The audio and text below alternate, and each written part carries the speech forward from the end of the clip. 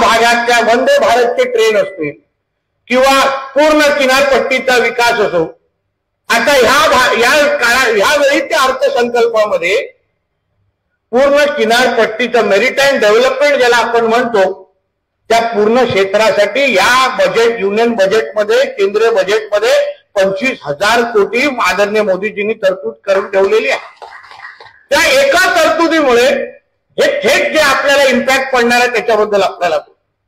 त्या एका तरतुदीमुळे पूर्ण किनारपट्टीवर बंदरे असो, जहाज बांधणी असो किंवा जलवाहतूक असो, असंख्य बाबतीच्या दृष्टिकोनातून आपली दारे आता उघडलेली आहे। आता मी ज्या खात्याचा मंत्री आहे त्या खात्यामध्ये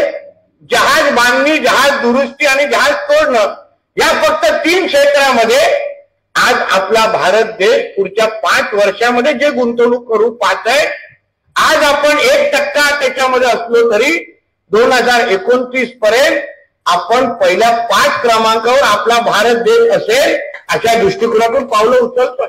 आणि त्याचा थेट फायदा आमच्या या भागाच्या मुला मुलींना किंवा तरुण तरुणांना मोठ्या प्रमाणामध्ये होणार आहे।